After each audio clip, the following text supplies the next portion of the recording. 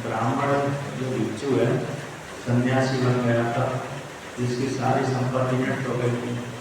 लोग आप उसको बहुत परेशान करते थे, तो किसको दोष लगाएं किसको ना लगाएं, इसके ऊपर विचार करना था। क्योंकि आत्म तत्व की प्राप्ति तो विचार से होती है।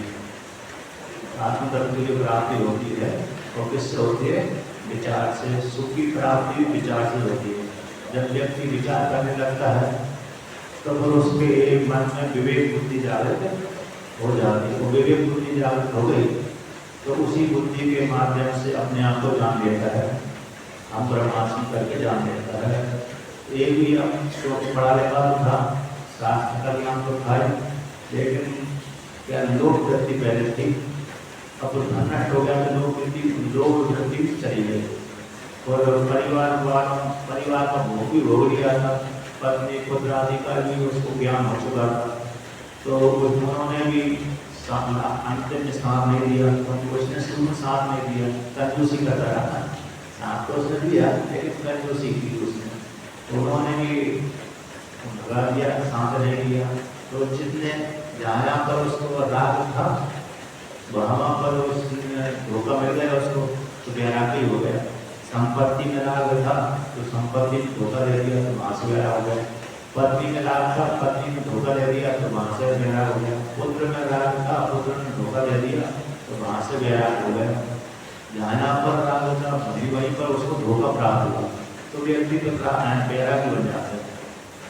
आपने मेरठ समाधि वैसे की सुरत राजा की और मेरठ तिथि की कहानी सुनी है। मेरठ तिथि आचार्य है और सुरत समाधि नाम का वैश्य, सुरत नाम का राजा। अब दोनों ने ही देवी का साक्षात्कार किया था। राजा को तो क्या हुआ, शत्रु ने पराजित कर दिया था, लेकिन उसकी पत्नी पुत्र आदि कोशी के अधीन थे। तो शत्रु के द्वारा पराजित हो जाने पर घर को परिवार को छोड़ करके जंगल चला गया। सीमित क्षेत्र का राजा रह चुका था, जो पूरा राज्य था उसको हार चुका था, क्योंकि उस काल में उसके जो मंत्री थे वो शत्रु से मिल गए थे, साथ नहीं थे, शत्रु से मिल गए तो शत्रु के अधीन हो गए, तो इसीलिए राजा को हार गया। वहां पर वर्णन आते कि राजा के पास बहुत संपत्ति थी, बहुत सेना थी, ताकत थी, लेकिन शत्रु के साथ मिल जाने से मंत्री आदि तो कोई काल ऐसा आ गया, अपराध ऐसे ही आ गया, जिसने आक्रमण किया ग्रामों में, ब्लेक्सों ने, उसकी सेना बहुत ही कम थी। उसकी जितने शत्रु ने संघर्ष, पड़ोसी जो शत्रु थे पहाड़ी क्षेत्र वाले, उनकी सेना बहुत ही कम थी, राजा की सेना बहुत थी, लेकिन कार्यों के कारण अथवा दूसरे मंत्रियों के जो सेनापति आदि थे उनके मिल जाने से हार गया। धीरे धीरे पूरी राज्य नष्ट हो गया। सीमित एक गांव का राजा बनकर रह गया, दुखी होकर के भाग गया, मतलब जंगल में चला गया। पत्नी को कहकर चला गया कि शिकार के लिए जा रहा हूँ, घूमने के लिए जा रहा हूँ, बिना पता चला तो बैराग हो गया। मेरा दीदी के आश्रम में गया, शिकार करते करते वहां पर पहुंच गया। 2-3 दिन के बाद समाधि नाम का वैश्य पहुंच गया। अब वो वैश्य, समाधि नाम का वैश्य व्यापारी को खूब धन कमाया। अब वो भी ऐसे था, पत्नी पुत्र आदि को कम देता होता है तो पत्नी पुत्र आदि ने भगा दिया उसको। बूढ़े पे जवान लड़के लड़की भगाई देते हैं, बूढ़े पर वृद्ध को भगा देते हैं। उन्होंने तो कब्जा उनका अधिकार होगा, लड़की का, लड़के का, पुत्र का। तो उन्होंने पत्नी ने भी साथ पति का नहीं दिया, तो पुत्र के प्रति हो गए, पुत्र के पक्ष में चली गई। तो माता भी पुत्र के पक्ष में चली गई, पत्नी भी विपरीत हो गई, पुत्र भी विपरीत हो गए, तो वो भी मार कर गए, मतलब भगा दिया, महाराज ने भगा दिया। तो जाओ यहाँ से कंजूस क्या करते, कुछ खर्चा मंसा देते नहीं होता, तो इस प्रकार से कंजूसी में जीवन व्यतीत करना पड़ गया, तो घर से निकाल दिया। तो दुखी होकर के वहाँ पर गया, वहीं समाज मेधा तिथि के आश्रम में पहुँच गया। घूमते घूमते राजा में घूमते वहीं था, 2-3 दिन राजा को चले गए। समाधि नाम का वैश्य, दोनों मित्रता हो गए। और उसने कहा कि हे मित्र, जब एक वृक्ष के नीचे बैठा हुआ था राजा, उसी काल में वो समाधि नाम का वैश्य पहुंच गया। तो दोनों ने एक दूसरे के वार्तालाप किया, पूछा कौन हो? कहा कि मैं राजा हूँ और मैं समाधि नाम का वैश्य हूँ। तो किस कारण से तुम जंगल में आए? तुम्हारे चेहरे पे जो चिंता की रेखा दिख रही है, व्यक्ति दिख ही जाता है, दुखी होता है तो उसका चेहरा अलग दिखता है, सुखी होता है तो उसका चेहरा अलग दिखता है। तो राजा ने समाधि से पूछा और समाधि ने राजा से पूछा। पहले राजा ने बता दिया मैं सूरत नाम का राजा था, तो शत्रुओं ने जो को राज से चित कर दिया, दुखी होकर के आया हूँ। उसने कहा ठीक है, तुम्हारी कथा बताई, आत्मकथा। कि मैं मेरे पुत्र पुत्रियों के द्वारा मैं निकाला गया, पुत्रों के द्वारा, पत्नी के द्वारा मेरे को घर से निकाल दिया। अब मैं चिंतित होता हूँ तो मेरे बिना उन पुत्रों का क्या हाल होगा। निकाल तो उन्होंने दिया, निकाला उन्होंने, पुत्रों ने, पत्नी ने, पुत्रियों ने निकाल दिया। जितने पुत्र पुत्रियां तो उसी तरह पति के पास भी गए, पुत्रों ने निकाल दिया। विशेष रूप से कौन है? पुत्रों ने निकाल दिया। अब मैं सोचता हूँ कि मेरे बिना पत्नी का क्या होगा, मेरे बिना पुत्रों का क्या होगा, उनका कैसा व्यापार चल रहा है, कहीं घाटा तो नहीं लग रहा, तो मेरे बिना उनको सुख की प्राप्ति कैसा होगी। अब ऐसा उसने कहा राजा से। तो समाधि नाम के वैश्य ने राजा का, तो राजा ने सोचा कहा अरे भाई, जिन्होंने तुमको निकाल दिया उनके विषय में आपका तो चिंता, यदि चिंता तो तब होना चाहिए थी कि वो तुम बड़े बड़े प्रेम तुमसे करते, वो आपके बिना नहीं रहते, तब तो चिंता करना ठीक था। अब जिन्होंने लात मार कर निकाल दिया उनके विषय में चिंता करने की क्या जरूरत, जिससे अगर और उनके विषय में सोचो ही मत, वो तो पुत्र है ही नहीं। एक महात्मा रहता था किसी गांव में, महात्मा रहता था, उसके पास में एक गांव का व्यक्ति जाता था, तो महात्मा उसी गांव से भिक्षा लेता था। अपने घर से बताता नहीं, महात्मा यहाँ पैदा हुआ, दूसरे देश में जाकर रहने लगा, तो दूसरे देश में पैदा हुआ, यहाँ पर रहने लगा, दोनों प्रकार से। अब वो किसी महात्मा उसी गांव से भिक्षा लेता था, तो कुटी बना कर रहता था, कुटी आश्रम बन गया। अब वहाँ पर एक गांव का व्यक्ति व्रत है, मतलब ज़्यादा वृद्धि नहीं था, न ज़्यादा जवान न ज़्यादा बीच में था। अब उसके घर में लड़ाई झगड़ा हुई, बार बार होती रहती थी, तो दुखी होकर के महात्मा के पास आ जाता था। अब महात्मा ने एक दिन बोल दिया, एक दिन तो उसके लड़के ने मार ही दिया, पिटाई कर दी उस गाँव वाले व्यक्ति की। तो दुखी होकर के महात्मा के पास में आया, महात्मा सोचने लगा मेरे लड़के ने मेरे को मार दिया, पीट दिया, इसलिए दुखी होकर के आपके पास में आया। तो महात्मा कहता है बार बार तुमको झगड़ा करता है लड़का, इससे और आज तो पीट दिया, इससे अच्छा है तुम साधु बन जाओ। क्या बन जाओ? साधु बन जाओ, तो सारे झंझट से मिट जाए, सारे झंझट से समाप्त, सारे झंझट आपके मिट जाएंगे। तो उसने उत्तर दिया, महात्मा ने ठीक बोला कि जब साधु बन जाओगे तो ना लड़का झगड़ा करेगा, न कुछ होगा, न कुछ पिटाई होगी, कुछ भी नहीं होगी। अब लड़के के पास में जाओगे नहीं तो झगड़ा नहीं होगा। तो उसने कहा देखो तुम हमारे गाँव में रहते हो, हमारे ही खाते हो, हमारे गाँव में रहते हो, हमारे ही खाते हो, हमको उल्टा ज्ञान दे रहे हो। अरे मारा तो किसने मारा? लड़के ने तो मारा है, कोई दूसरे थोड़ी मारा है, वो भी मेरे लड़के ने मारा है, दूसरा मारना कोई अच्छी बात है तो खराब बात होगी, दूसरा मारना तो खराब बात होगी, किंतु वो मेरे लड़के ने मारा है और एक ने दूसरे को मारा, कहता पुत्र में झगड़ा हो गया, तुम उल्टा ज्ञान कैसे दे रहे हो? सोचता था ये सुधरेगा नहीं, तो दोबारा ध्यान नहीं दिया इस प्रकार से। मतलब तो यहाँ पर क्या हो, जब कोई अच्छी बात हो रहा है साधु है तो भाई जब मार रहा है तो इसलिए इससे अच्छा साधु बन जाओ, तो पिटाई होगी नहीं बाद में, तो झगड़ा भी नहीं होगा, मन नुकसान होगा। किंतु मोह है ना, मोह, तो मोह छोड़ने नहीं देता है, चाहे कितने घर में झगड़ा हो जाए, लड़की को लेकर के, लड़के को लेकर के, पत्नी को लेकर के, पति को लेकर के, लेकिन मोह बिल्कुल छोड़ने नहीं देता है, पकड़ा रहता है। 2-4 दिन के लिए नाराज होगा, फिर वो मोबाइल थोड़ा पड़ जाएगा, फिर वो भूल जाएगा, ऐसा चलता है। कहती मोह ना हो तो संसार आगे चलेगा, समाप्त ही हो जाएगा। तो इसी प्रकार से यहाँ पर भी एक चिंतन करता था, मतलब उसी प्रकार समाधि व्यस भी ऐसे ही करता था, बोलता तो राजा ने कह दिया, अरे जिनके विषय जिन्होंने तुमको मार कर भगा दिया, सारा संपत्ति लूटी, उसके विषय में क्या चिंता करना।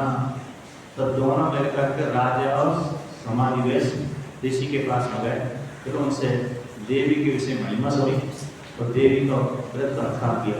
तो 6 महीने में, शायद 6 महीने में 3 साल में 3 साल में उनको साक्षात्कार हो गया था।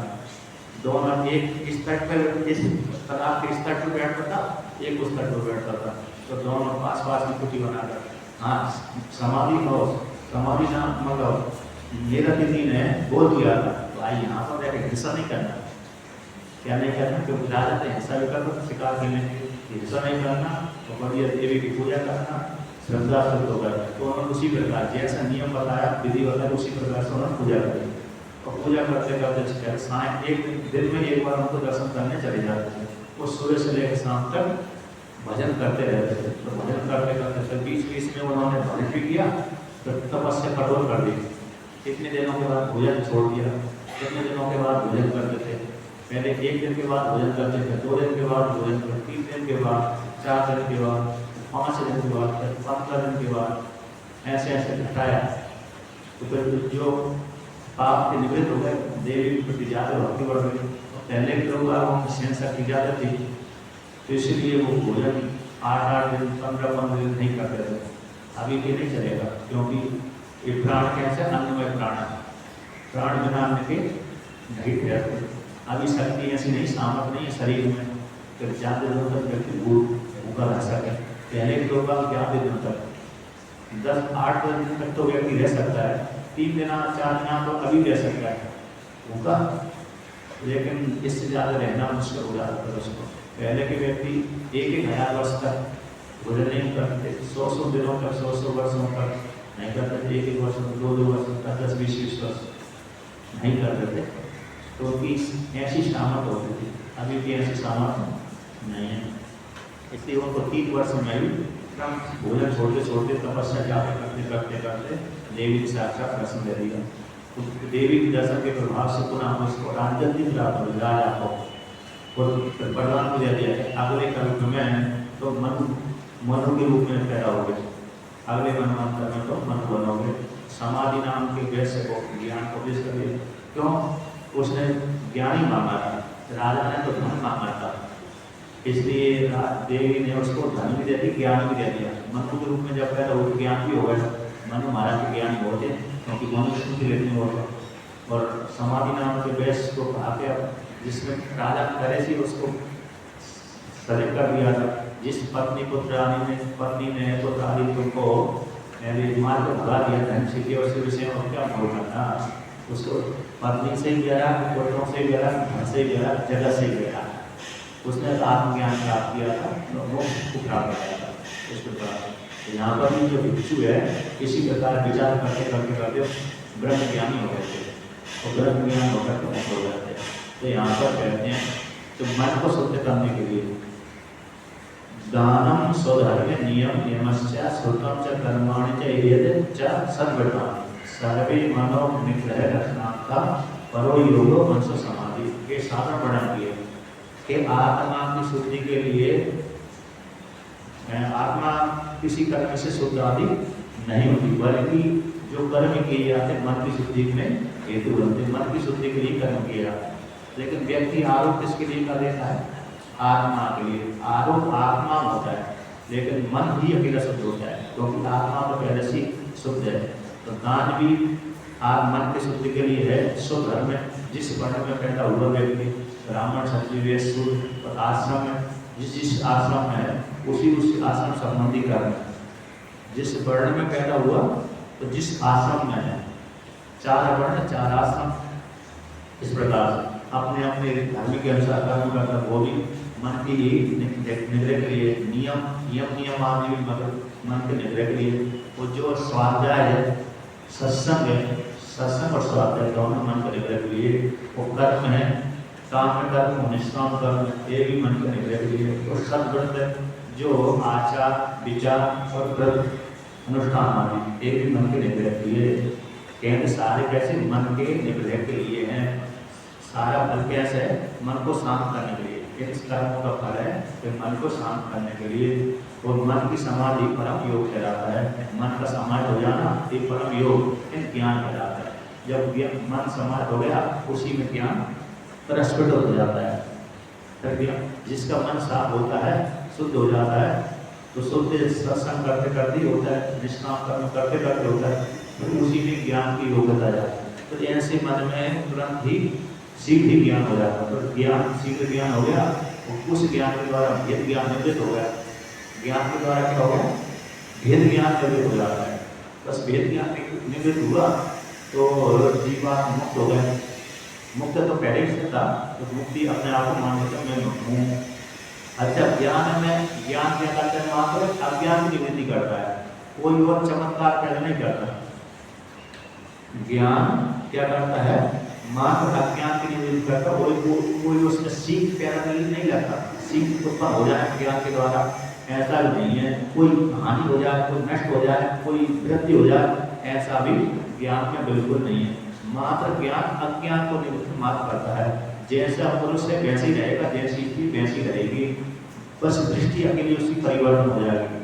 जब मैं सूत्र में निर्णय किया, विचार किया कि भाई हम तो ज्ञानी, कुछ पक्षी कहता है ज्ञानी उसी को कहते हैं कि जिसमें तपस्या, जिसमें श्राप देने का वरदान हो, जिसमें श्राप देने का वरदान शक्ति हो, जिसमें आशीर्वाद देने की शक्ति हो, जिसमें तोड़ने की शक्ति हो, जिसमें जल में चलने की शक्ति हो, पुष्प और पकाने की शक्ति हो, पृथ्वी पर देने की शक्ति, उसी को ज्ञानी कहते हैं।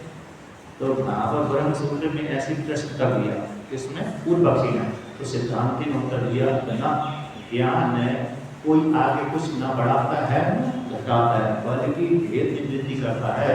जो भेद बुद्धि थी कि मैं जीवात्मा हूँ, करता भोगता हूँ, इसकी निवृत्ति मार करेगा। तो कहते जो श्राप देना आदि व्यास भगवान को श्राप दे देते, किसी को श्राप दे दिया, किसी को वरदान दे दिया, कि वो तपस्या का फल है, ज्ञान का फल नहीं है। वो जो श्राप दे देना, आकाश में उड़ जाना, आकाश में उड़ना वो योग का फल है, योग का धर्म है। आकाश आदि में उड़ना, पाताल आदि में प्रवेश कर जाना, धरती में प्रवेश कर जाना, आकाश में जाना, जल में चढ़ जाना, योग का फल है, योग का धर्म है। और किसी को श्राप दे देना, किसी को वरदान देना, ये तपस्या का फल है, ये ज्ञान का फल नहीं। ज्ञान का फल मात्र इतना ही है कि जो जैसी वस्तु थी वैसा बता दिया, जैसी वस्तु थी उसी वस्तु का वो स्वरूप बता दिया। अर्थात आत्मा की वस्तु कैसी असल में कूटस्थ है, इतना बता दिया।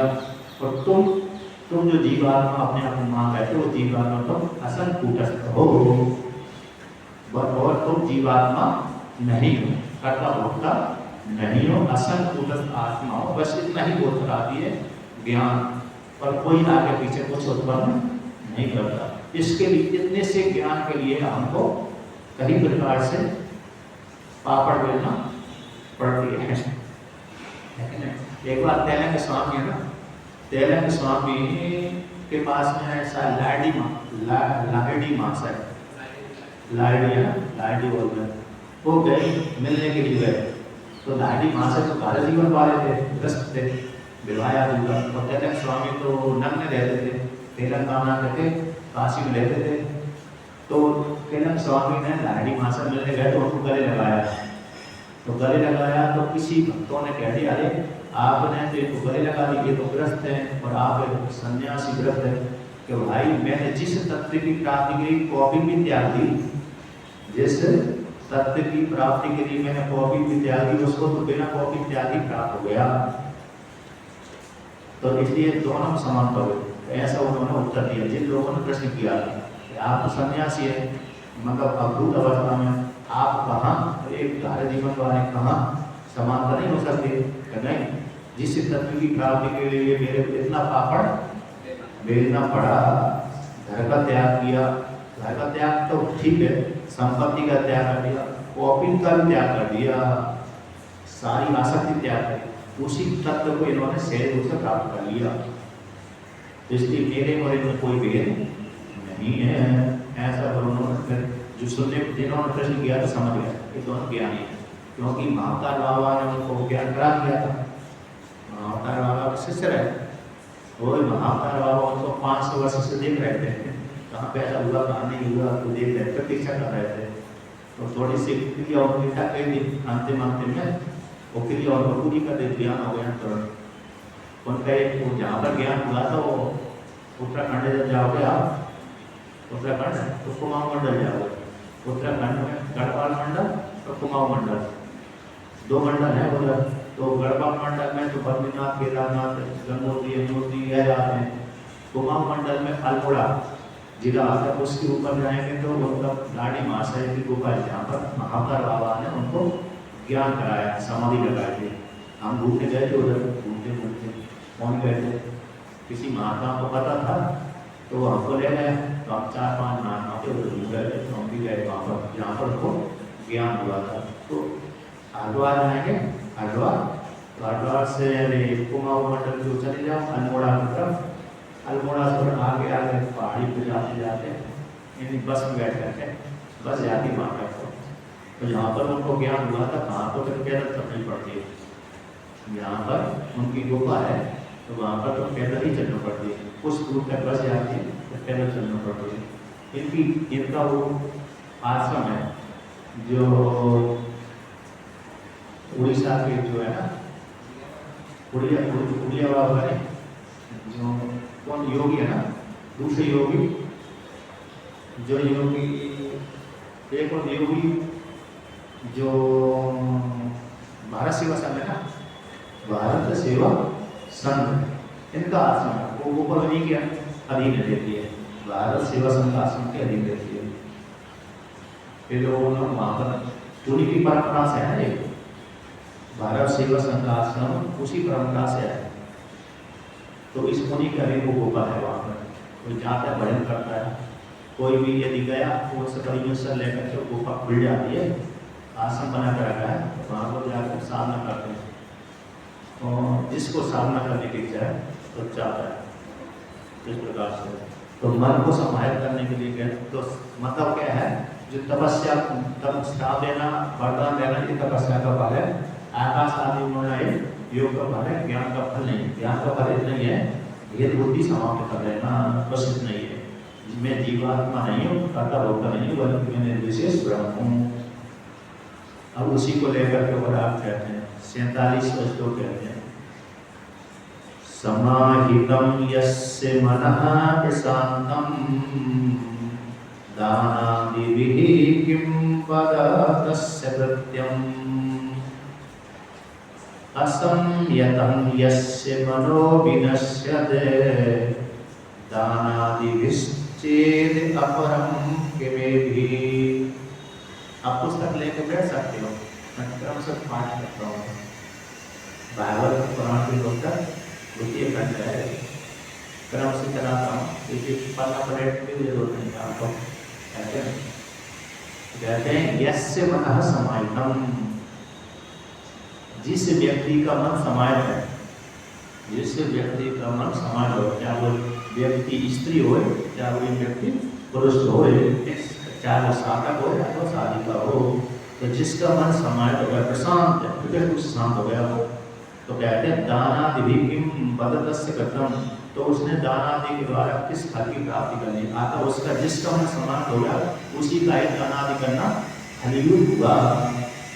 जिसका मन दान पुण्य करते करते समाहित हो गया, जिस कर्म करते करते जिसका मन समाहित होगा उसी को ही दानादि कर्मों, दानादि के द्वारा उत्पन्न होने वाला फल, वो फल उसकी प्राप्ति हो चुकी।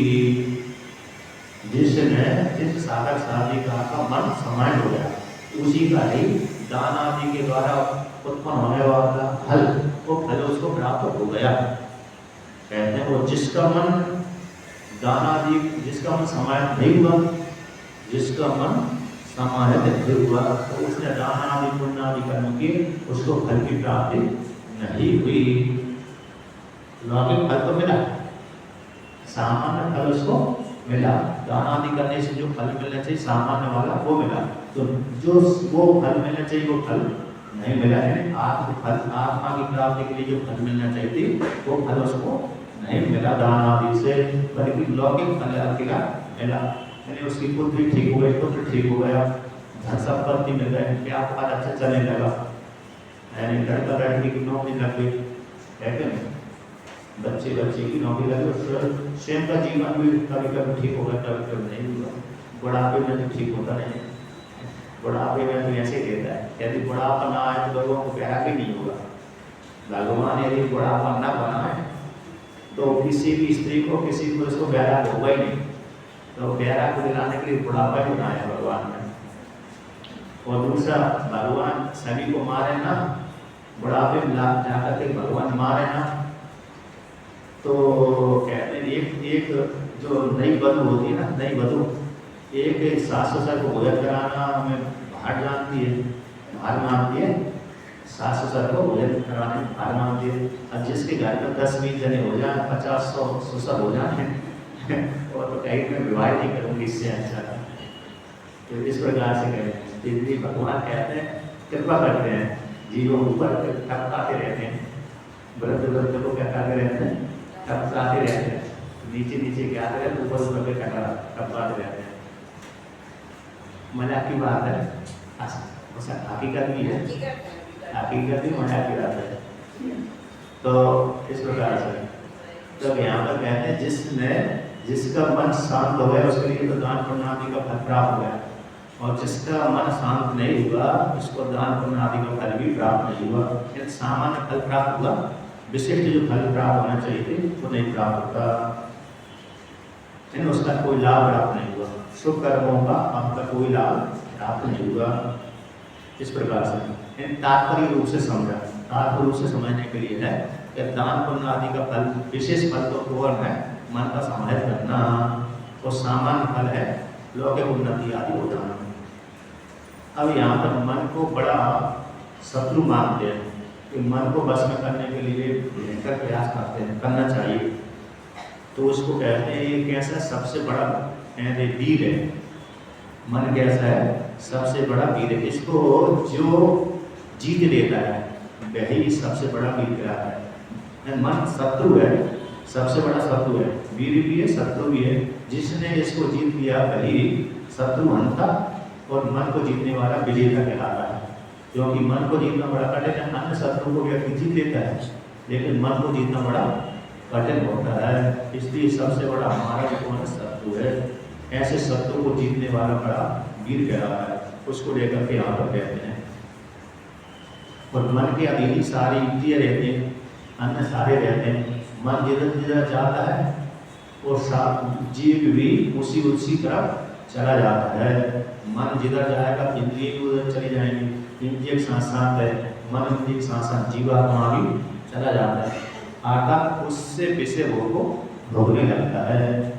जीवात्मा इंद्रियों के माध्यम से उस विषय को भोगने लगता है। मन चला गया, मन के साथ साथ इंद्रिय चली गई, अथवा इंद्रिय मन को ले गई, अथवा इंद्रिय मन को ले गई। तो इंद्रिय मन को ले गई तो इंद्रिय आगे चल जा रही, मन भी पीछे जा रहा है, मन के साथ इंद्रिय जीवात्मा चला गया।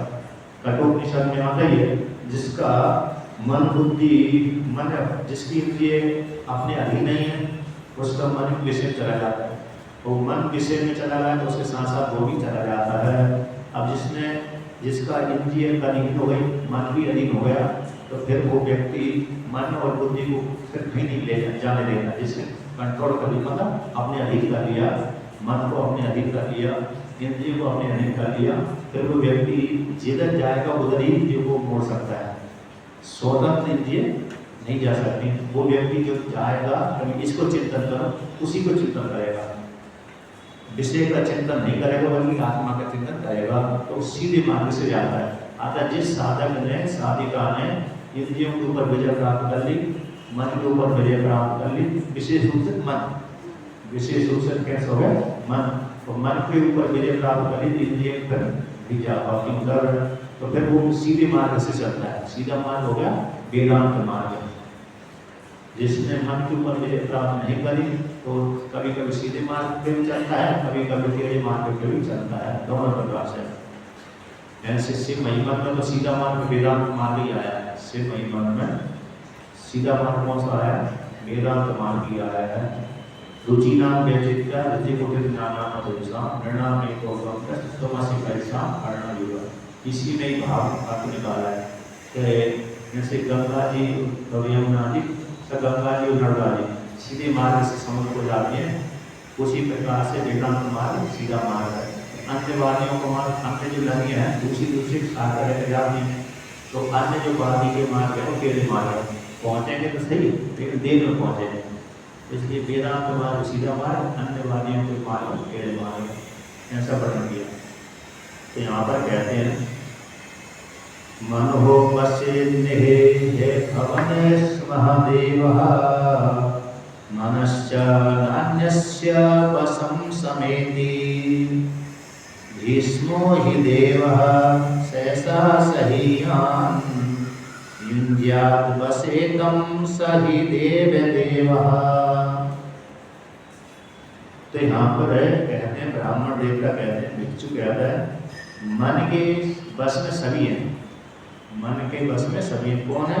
जो इंद्रियां मन के अधीन रहती हैं। अन्य ही अभाव कृष्ण देवा मनुष्य अन्य वशम समेति, कहते हैं मन के बस में सारी इंद्रिय, 5 ज्ञानेंद्रिय 5 कर्मेंद्रिय ये मन के अधीन है, किंतु मन किसी के अधीन नहीं है, मन इंद्रियों के अधीन नहीं है, अतः अन्य के किसी के भी अधीन नहीं है। मन सभी को वश में करके रखता है, तो मन किसी दूसरे के अधीन नहीं होता। इस प्रकार से वर्णन कर दिया। अब जो साधक है इस मन को वो जय प्राप्त कर लेता है। अभी तक तो जो साधक नहीं है, साधिका नहीं है, योग साधना से संपन्न नहीं है, विचार से संपन्न नहीं है, तो उस ऐसे साधक साधिका को तो मन जिधर चाहता है उधर ही ले जाता है, उसकी इंद्रियां भी उधर ही जाती हैं, जिधर मन चाहता है उधर ही उस व्यक्ति चला जाएगा, इंद्रिय उसी की उधर ही जाएंगे। साथ ही जाते हैं, मन भी विषय के साथ इंद्रियों के साथ ही जाता है, इंद्रियों के साथ ही मन विषय देश को जाएगा। और मनोराज्य करना है तो इंद्रियों की जरूरत नहीं पड़ती, मनोराज्य यदि करना है तो वहाँ पर इंद्रियों की जरूरत नहीं पड़ती, किंतु विषय देश को जानना है, विषय देश साथ, तो वहाँ पर इंद्रियों की जरूरत पड़ती है।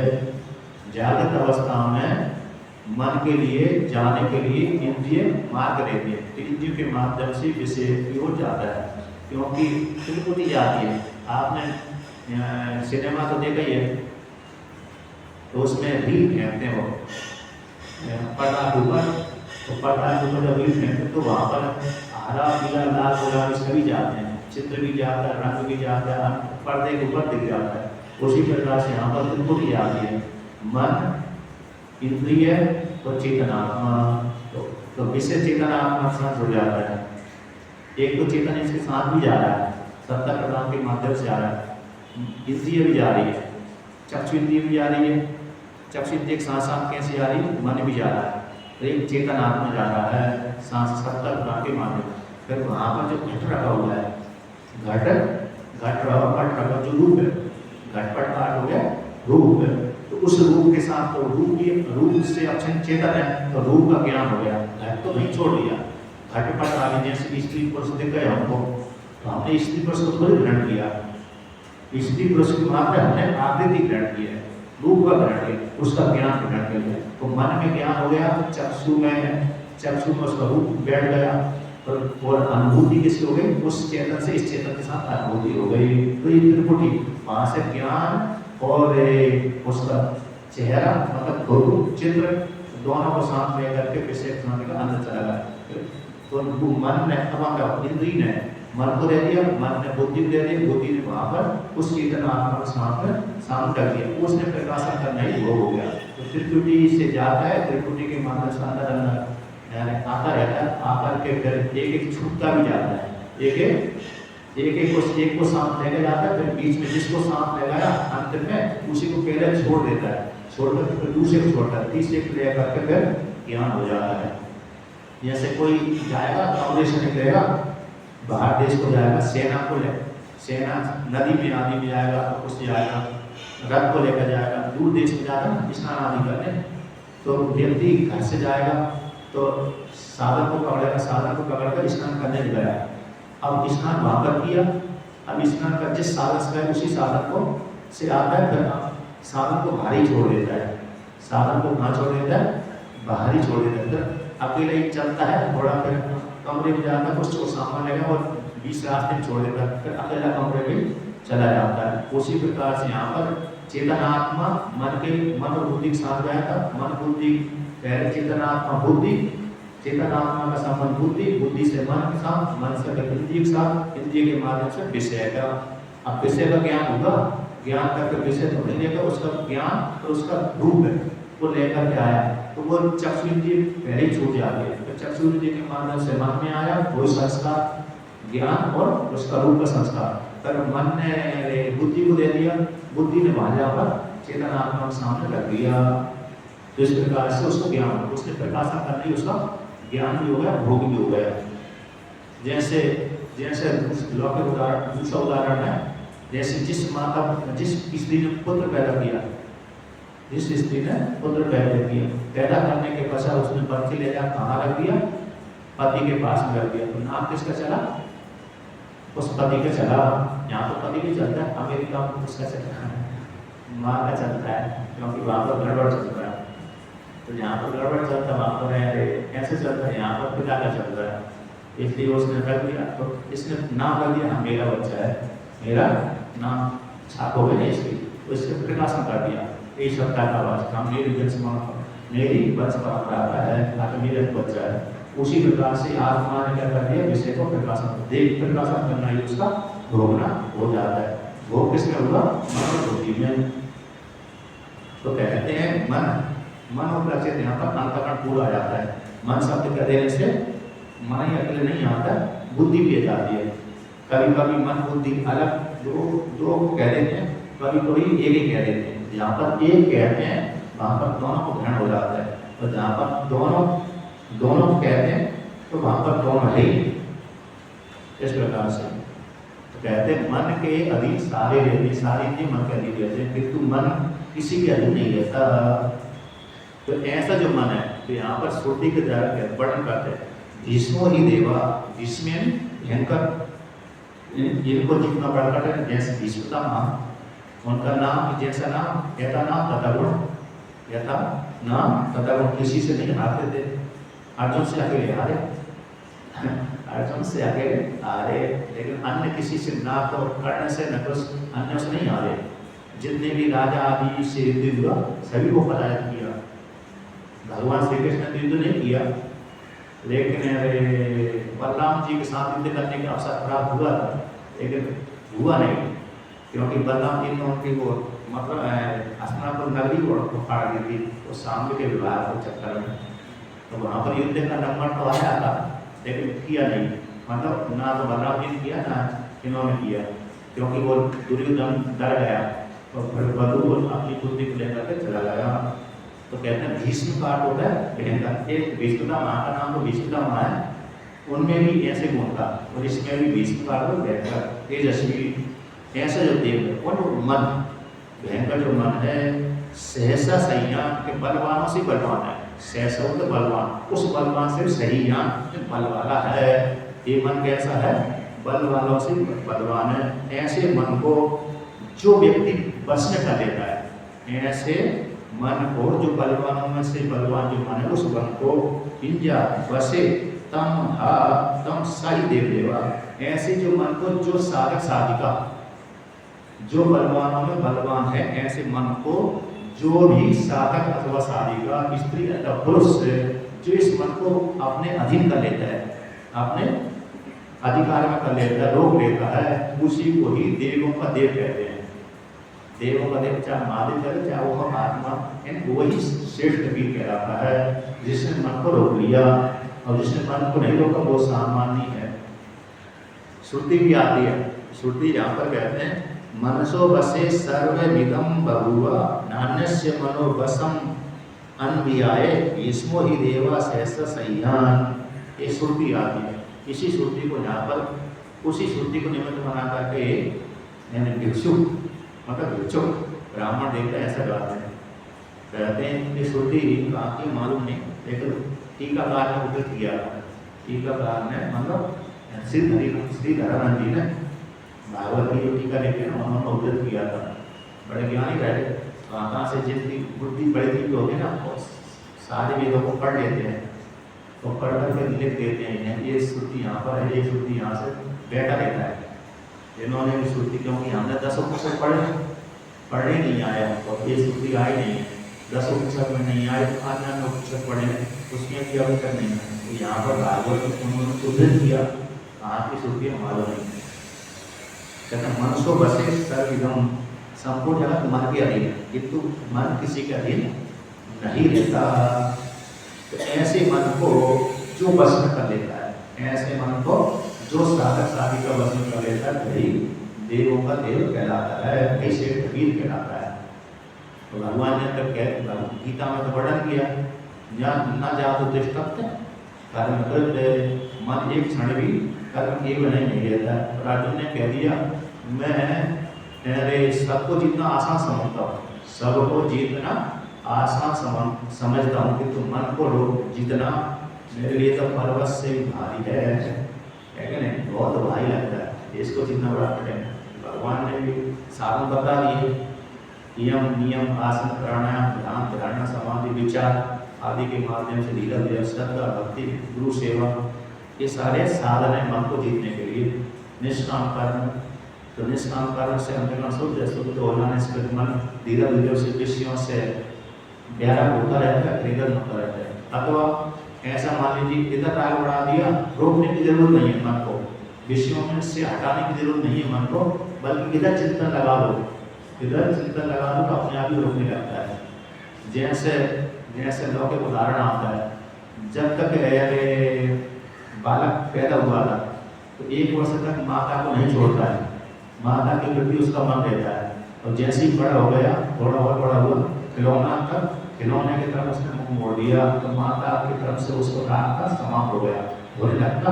तो जैसे और बड़ा हुआ तो गुरुकुल में डाल दिया बताने, तो फिर खिलौना छूट गया, माता भी छूट गई, इधर राग उसका बढ़ गया, तो मन को उसकी इधर हो गया।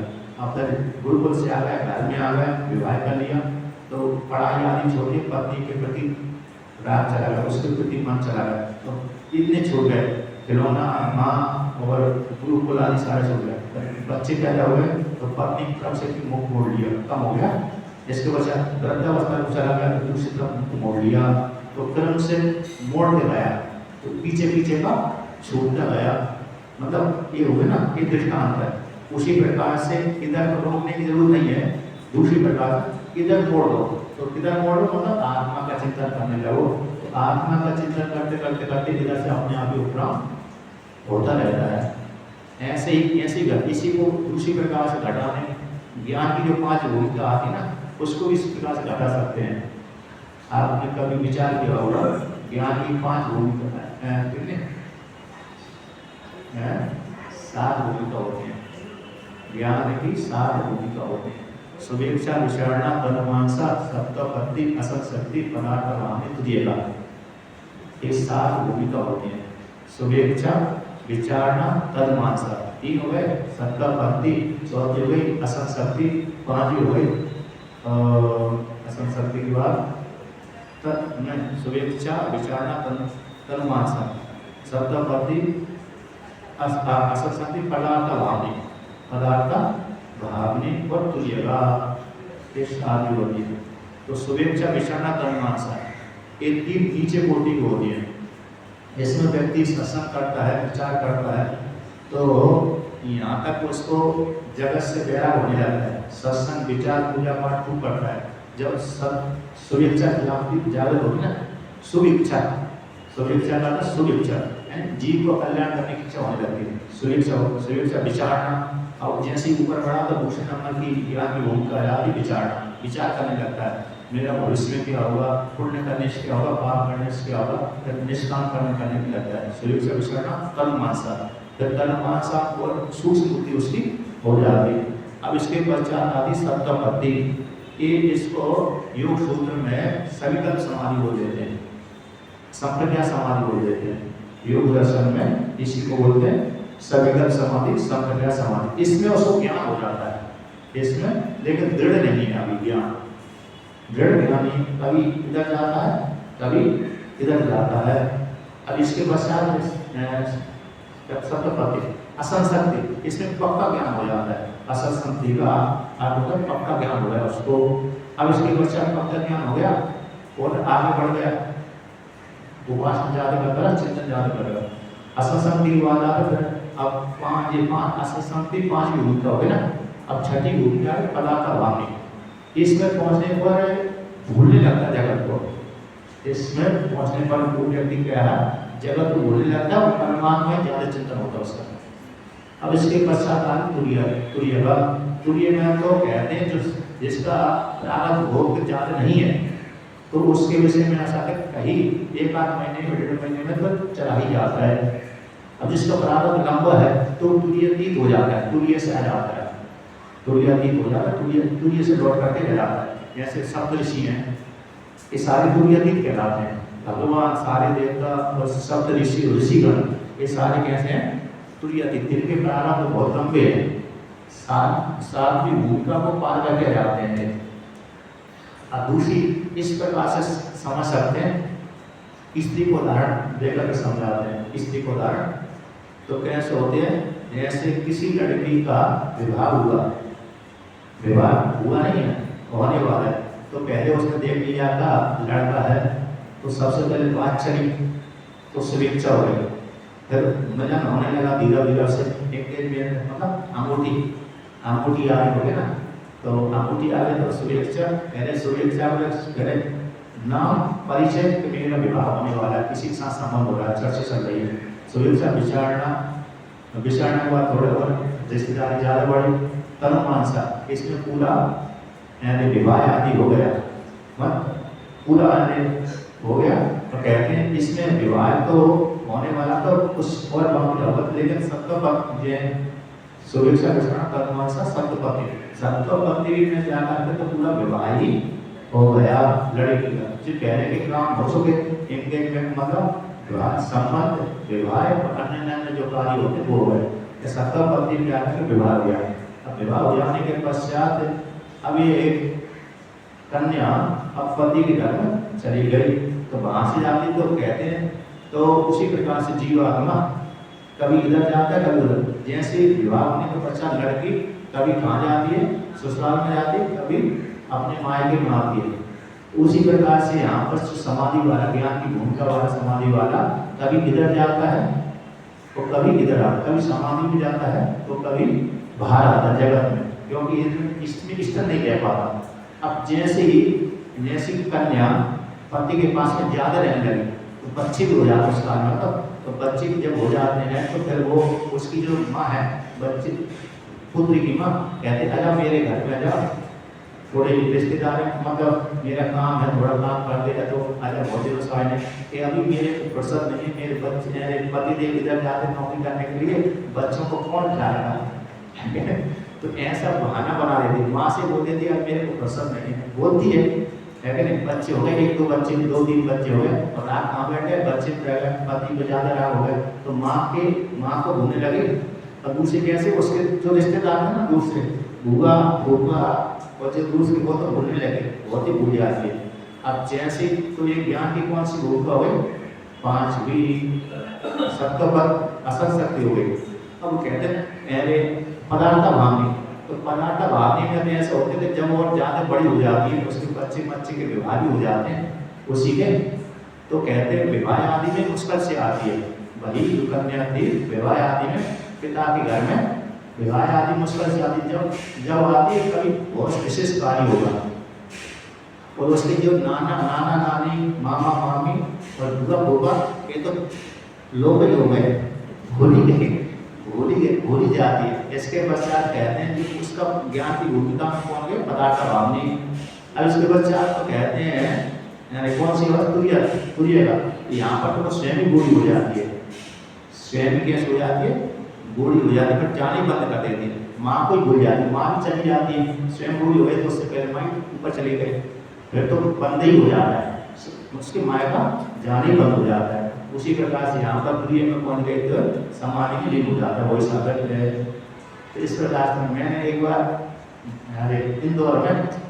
इंदौर में मेरे को प्रवचन करने का अवसर प्राप्त हुआ था, अवसर तो उसमें उन्होंने कल इस पे बोल रहे हैं, समाधि को बोल रहे हैं, ज्ञान की भूमिका बोल रहे हैं, तो मैंने ऐसी एक भूमिका बनाई थी इस लड़की को लेकर के कि इसको इस प्रकार से समझाना है। तो मैंने अच्छी प्रकार से मन में बिठा कर रखा इसको दृष्टांत बना करके। लेकिन अगले दिन वो जब नंबर आया बोलने का तो वक्ता ने मेरे को माइक संचालन करने वाले ने दिया ही नहीं, मेरे को नंबर ही नहीं दिया।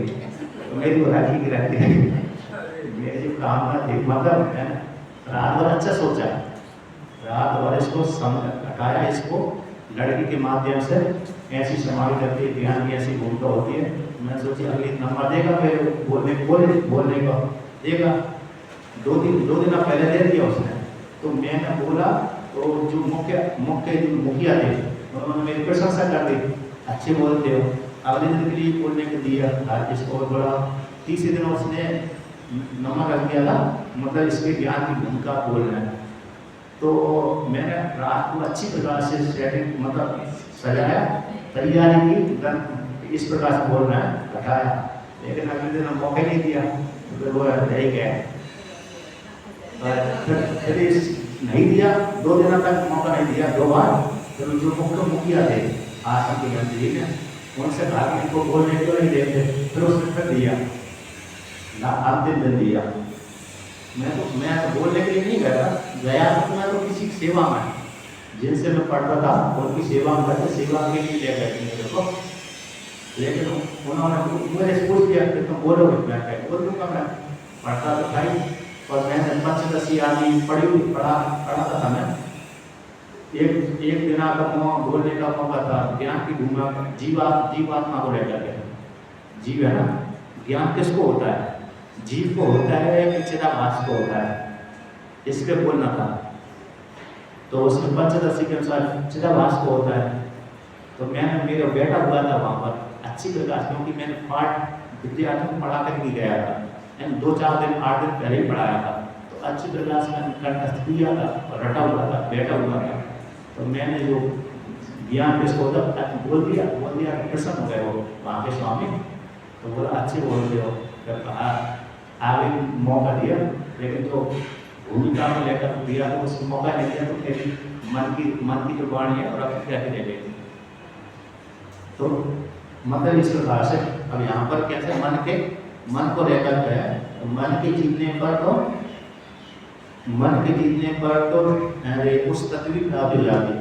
ऐसी जिसने पुण्य कर्म नहीं किए, योग साधना नहीं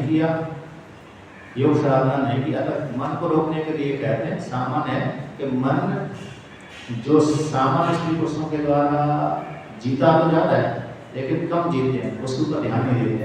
तो निष्काम कर्म के द्वारा मन को रोका जाता है, और योग के द्वारा, प्राणायाम के द्वारा और भगवान की भक्ति के द्वारा, मन के द्वारा। तो जो जिसने भक्ति नहीं करता है, प्राणायाम आदि नहीं करता है, वैराग्य नहीं है, उसके द्वारा व्यक्ति का मन जीता नहीं जा रहा। मतलब मन के रोकने के साधन वर्णन कर दिए। वो मन कैसे सबसे बड़ा शत्रु है, मतलब कैसे सबसे बड़ा भगवान है। इसको रोकने के लिए हमको ज़्यादा प्रयास करना पड़ गया। और मन दूसरी इंद्रियों के द्वारा नहीं रोका जा सकता। मन अन्य इंद्रियों को रोक लेता है, अन्य इंद्रिय इसी के अधीन रहती है और मन स्वतंत्र रहता है। किंतु जो व्यक्ति इसको रोक लेता है वो श्रेष्ठ कहलाता है। तो उसको रोकने के लिए साधन है विवेक, वैराग्य, षट संपत्ति। विवेक है, वैराग्य, षट संपत्ति, ईश्वर की भक्ति है। और क्या है?